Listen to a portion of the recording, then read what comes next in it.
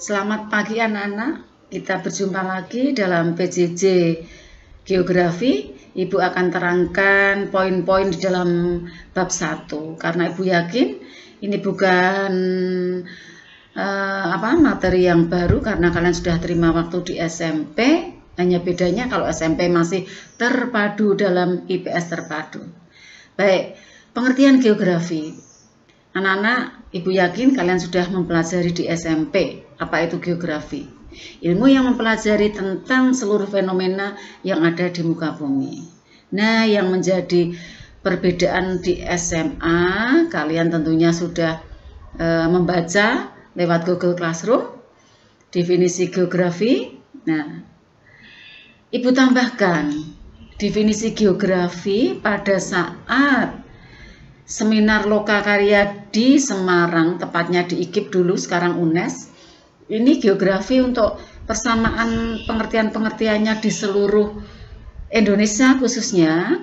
Geografi itu mempelajari ilmu yang mempelajari persamaan dan perbedaan fenomena geosfer dengan sudut pandang ke lingkungan dan kewilayahan dalam konteks keruangan.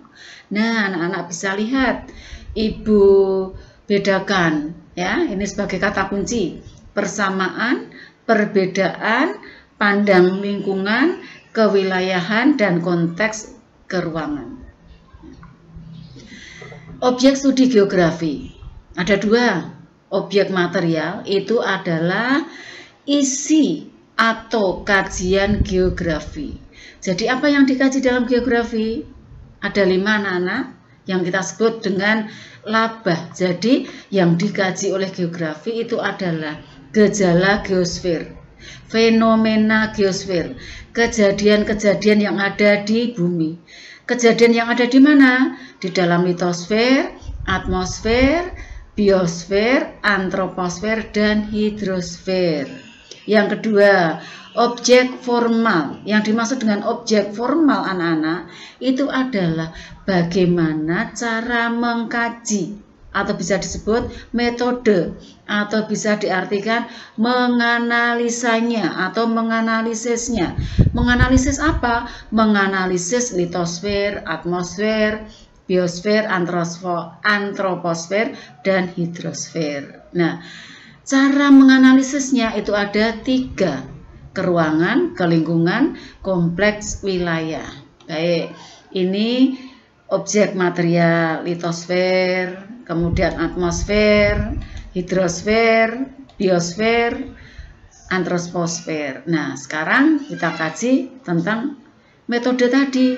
Yang pertama yaitu pendekatan atau objek formal ke ruangan. Anak-anak bisa lihat di sebelah kiri, kira-kira apa anak-anak? Ruang apa ini? Wilayah apa?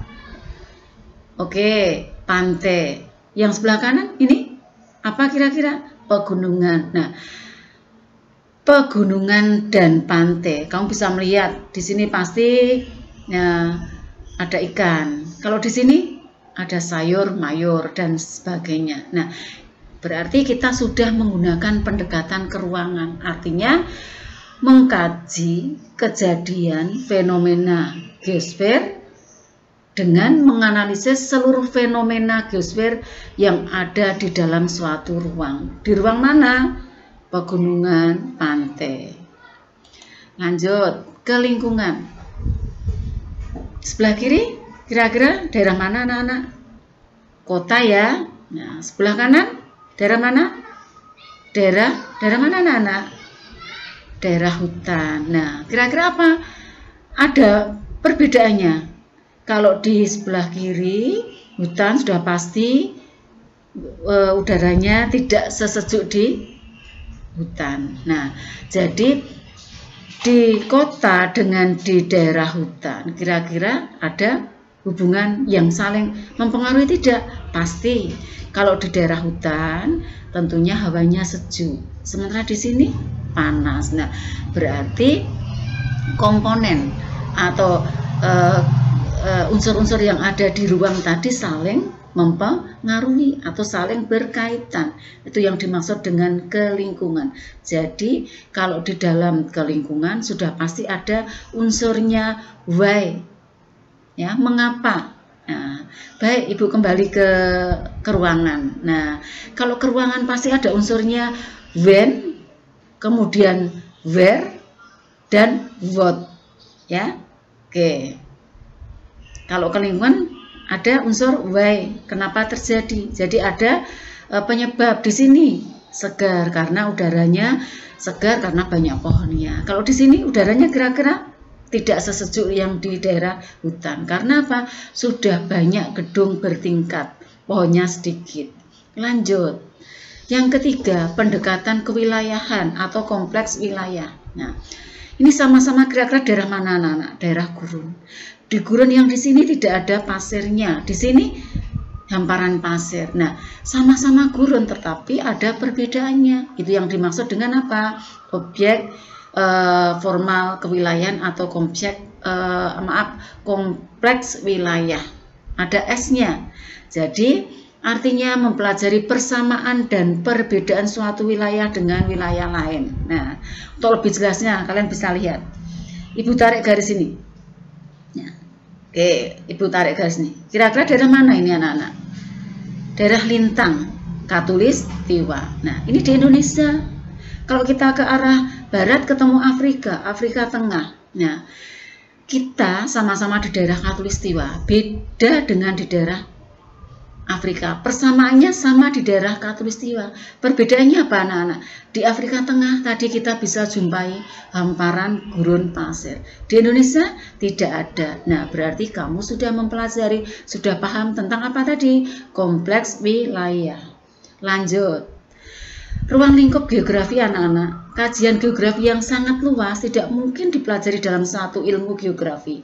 Maka, muncullah cabang-cabang ilmu geografi sebagai penunjangnya. Arti penunjang itu mempermudah. Geografi fisik muncul, klimatologi, geologi, ya, yang mempelajari iklim, klimatologi. Kemudian geografi manusia, mempelajari tentang manusia, geografi kependudukan. Geografi teknis ada penginderaan jauh. Kesimpulannya, cabang ilmu ini mempermudah untuk mempelajari kajian geografi yang cukup luas. Lanjut, yang keempat, konsep geografi. Konsep geografi itu apa anak-anak? Pola abstrak yang berkaitan dengan gejala nyata tentang geografi. Ada 10 konsep anak-anak harus pahami. Ibu buatkan jembatan keledai. Lok, jar, ketermo, pagi, ni, deketin. Nah, lok itu artinya konsep lokasi, jar itu artinya jarak, keter itu artinya keterjangkauan, mo itu artinya konsep morfologi, p konsep pola, agi konsep aglomerasi, ni konsep nilai kegunaan, d konsep diferensiasi area, ketnya keterkaitan keruangan, dan konsep yang ke-10 in, yang ke-10 maaf anak-anak, in itu adalah interaksi dan interdependensi. Baik anak-anak, nah Ibu cukupkan untuk PR-nya, kalian baca pahami ini 10 konsep ini, 10 konsep geografi, lokjar, ketermo, pagi, ni, deketin. Nah, silahkan kalian pelajari, simak dengan baik. Ke depan yang akan datang, Ibu akan jelaskan satu persatu. Baik anak, terima kasih. Ibu berdoa kalian tetap semangat belajar. Mudah-mudahan pandemi segera berakhir, kita segera bisa tatap muka. Ibu doakan kalian sehat semua. Salam sehat, sukses selalu, maju bersama, hebat semua. Terima kasih. Tuhan memberkati. Amin.